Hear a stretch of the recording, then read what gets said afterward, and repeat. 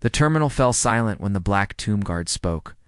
"You don't touch the flag," he said, his voice cutting through the airport's clamor, sharp and unyielding. Travelers paused, phones lowered, as the manager's hand froze above the casket's stars and stripes. Yes. To the crowd, it was a disruption, another delay in a hectic day. To Sergeant Isaiah Coleman, it was a sacred line no one crossed. Not for schedules, not for convenience. What the onlookers didn't know was that Isaiah's stand was rooted in a promise forged in blood beneath a desert sky, where the soldier in that casket had saved his life. But the real reckoning was coming, and it wore the stripes of a general already en route to restore honor. In the heart of Washington, D.C.'s International Airport, where travelers hurried and announcements droned, one man stood resolute. Sergeant Isaiah Coleman, a black tomb guard of Arlington's unknown soldier, wore his scarlet and black uniform like a vow. His white gloves were pristine, his shoes polished to a mirror sheen, the tomb guard badge gleaming on his chest. His dark skin contrasted sharply with the uniform's vivid hues, a striking figure amidst the terminal's chaos. His face was steady, eyes fixed forward, but beneath his composed exterior, a weight pressed against his heart. Today his duty wasn't at the tomb, but here, escorting a fallen brother home. Private First Class Daniel Walsh, only 25, had shared laughter under desert stars, traded stories of home, and made a promise with Isaiah. "If I don't make it, bring me home, right?" Daniel had said. 3 days ago, that promise became reality. Daniel was gone, killed in a classified mission in the Middle East. Now his flag-draped casket waited on the tarmac, and Isaiah would not fail him. Every step he took was for Daniel, the boy who loved baseball, dreamed of flying planes, and died saving his squad. Across the terminal, Margaret Walsh, Maggie to her friends, stood with her granddaughter, Emma. At 70, Amy's face carried the lines of a military nurse who'd seen too many wars from Vietnam to now. Her son Daniel was her pride, her light. Now she clutched Emma's hand, waiting to say goodbye. Emma, just 10, looked up. "Grandma, is that Danny's plane?" she asked, her voice soft but piercing. Maggie nodded, her throat too tight to speak. She'd sent her husband to war, then her son. Now she was here to bring him home. Not everyone felt the weight of this moment. In an office overlooking the terminal, James Thornton, the airport's operations manager, stared at his tablet, fingers tapping impatiently. A 98% on-time departure rate was his obsession, his badge of honor. Framed efficiency awards lined his walls, and digital screens tracked flights and delays. Military procession through the main concourse. That was a disruption he couldn't tolerate. "We can't have this," he muttered to his assistant Sarah. "Why wasn't I told earlier? Service corridors exist for a reason. Reroute it." Sarah hesitated. "Sir, the airport director approved the main concourse route." Thornton's jaw tightened. "This airport runs on precision, not pageantry," he snapped, eyeing the 19 departures in the 2:30 rush window. In the arrivals hall, Isaiah stood like a sentinel against the polished floors. Travelers rushed past, some snapping photos of his striking uniform, others too busy to notice. His mind drifted to 3 days ago, to the commanding officer's office, the folded letterhead, and the words that sank his heart. Private First Class Daniel Walsh, killed in action. Then the assignment. "You've been selected for escort duty, Sergeant. Bring him home." Isaiah's fingers brushed the photograph in his breast pocket, worn soft from years of handling. It showed him and Daniel, arms around each other, grinning under a desert moon. They'd met in basic training, two opposites forged into brothers. Daniel was all heart, quick to laugh, quick to act. Isaiah, with his calm precision, was the compass. "You think too much," Isaiah Daniel would tease, his voice cutting through the night. "Sometimes you just feel it." Their rivalry turned to respect, then to a bond hardened in Afghanistan's crucible. Daniel's laughter was a lifeline in the barracks, a shield against the tension. Isaiah stayed steady, planning, watching. "You're my compass, man," Daniel said. One quiet night, stars bright above their outpost. "I lead the charge, but you keep us on course." Their third tour changed everything. Like an ambush, sudden and brutal. Gunfire shouts, Daniel's voice. "Isaiah, on your left." He'd tackled Isaiah to the ground as bullets tore through the air, 3 seconds that saved Isaiah's life. That night, as medics patched them up, Daniel brushed it off. That's what brothers do, he said, but his eyes held a new shadow. Months later, Daniel spoke more of home, his mother, Maggie, who sent care packages. His little sister Emma, who mailed crayon drawings to Uncle Danny the hero.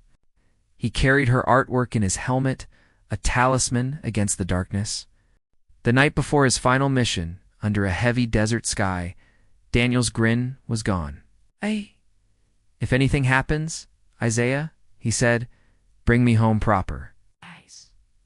Full honors, main concourse, not some back exit. Dad would have wanted it done right. Isaiah nodded, the promise settling deep. I'll make sure of it, Danny, no matter what. 3 days later, the news came. Daniel didn't return.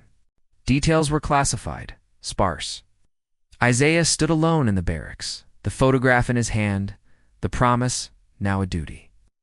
At the airport, as the transport plane taxied closer, that promise burned in Isaiah's chest. Oh.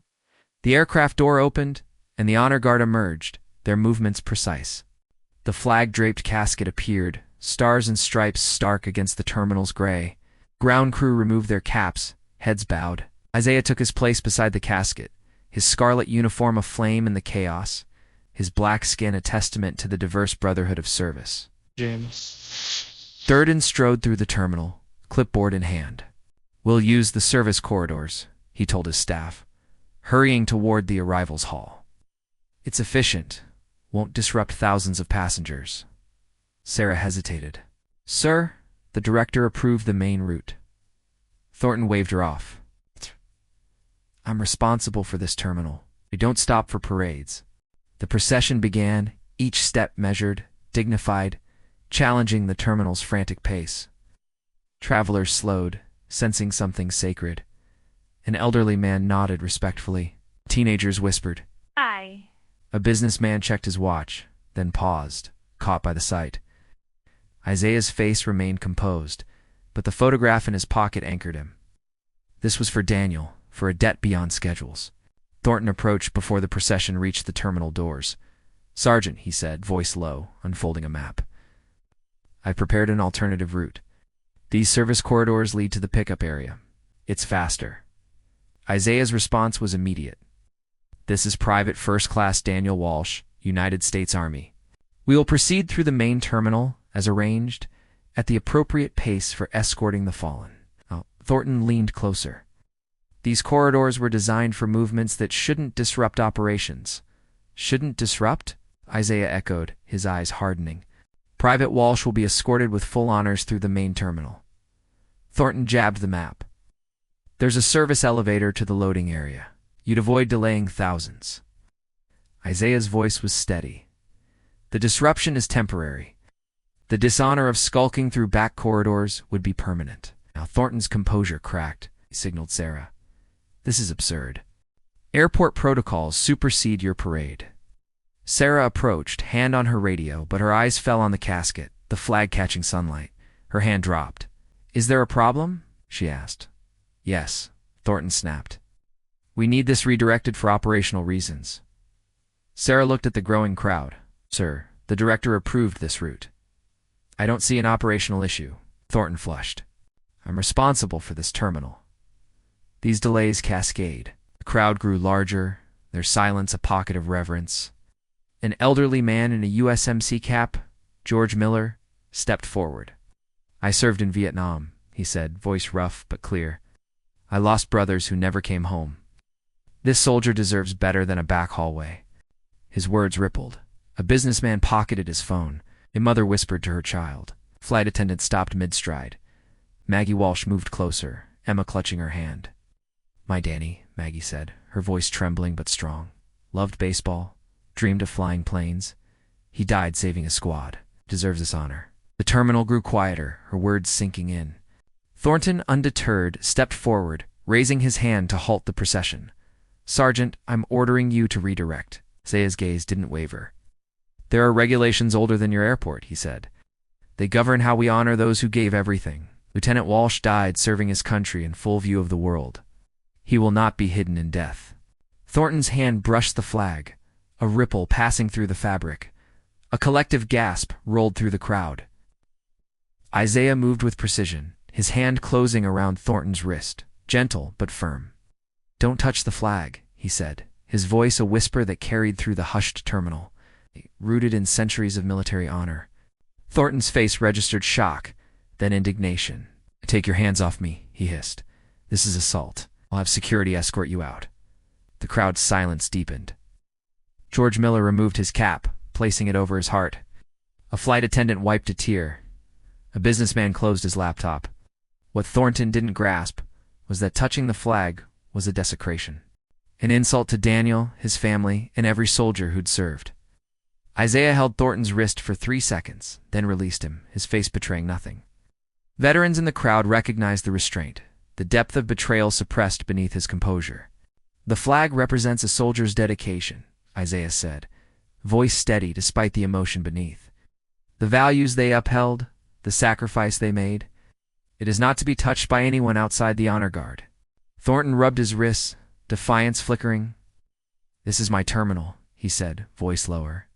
I determined how Isaiah cut in, tone final. "Our actions are guided by protocols older than your position or this airport." The crowd's reverence grew palpable, travelers standing motionless, many with heads bowed as if the terminal had become hallowed ground. "That's Danny's flag," came a small voice. Emma Walsh, in her grandmother's arms, pointed at the casket, her words slicing through the tension. Maggie held her tighter, her weathered face a map of grief and pride. Her eyes met Isaiah's, a silent acknowledgement of shared loss. Captain Evelyn Carter, the airport director, and a retired Army officer, approached with measured steps. Her civilian uniform belied her military bearing. Her eyes took in the scene. The honor guard, Thornton's awkward stance, the casket at the center. "Mr. Thornton," she said, voice firm, "step aside." To Isaiah, she softened. "Sergeant, my apologies. Your procession will continue through the main terminal as planned." Thornton began to protest, but Carter silenced him with a raised hand. She understood what Thornton couldn't. That some moments transcend metrics, that traditions carry a weight no efficiency report could measure. She took the terminal's microphone. "Ladies and gentlemen, a fallen soldier is being escorted through our terminal today. As a sign of respect, we ask you to join us in forming a corridor of honor for his final journey home." The terminal transformed. Travelers stopped, moving to the concourse's edges. Businessmen closed laptops. Parents whispered about sacrifice. Airport staff formed lines along the path. The chaotic terminal became a solemn passage. A businessman who'd complained about delays now stood with head bowed. A teenage girl pocketed her phone, eyes wide with understanding. George Miller stood straighter, his hand in a precise salute. An elderly man in a wheelchair rose, supported by his wife, his trembling hand finding his brow.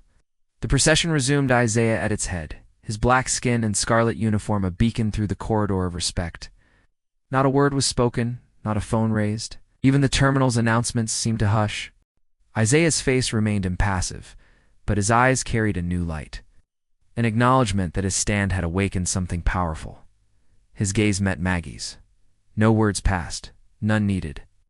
In that glance was a promise kept, honor maintained, sacrifice recognized. Maggie nodded, a soldier's acknowledgement across generations. Outside, the hearse waited, its black surface gleaming in the afternoon sun. The honor guard placed Daniel's casket with care, the flag vibrant against the gray tarmac. Ow. Maggie and Emma approached, Emma clutching a single daisy. Maggie took Isaiah's hand, her grip strong. "You kept your promise, Isaiah," she said, tears brimming but not falling. Isaiah pulled the worn photograph of him and Daniel laughing under a desert moon from his pocket and pressed it into her hand. "For you, Maggie," for Emma. Emma placed the daisy on the casket. "You're my hero, Danny," she whispered, her small voice breaking the silence. Travelers watched, some wiping tears, others standing in silent tribute. Thornton approached, his clipboard gone, head bowed. "Sergeant, I was wrong," he said, voice barely audible. "I didn't understand." Isaiah met his eyes, then nodded, his silence a quiet forgiveness. The hearse pulled away, carrying Daniel to Arlington. Isaiah's salute held steady until the vehicle vanished, his posture unwavering despite the moment's wait. What began as a bureaucratic standoff had become a reminder that some traditions endure because they speak to the need to honor sacrifice with dignity. That night, Isaiah returned to the tomb of the unknown soldier. Under a starlit sky, he paced his watch. 21 steps. A turn, a pause, then 21 steps again.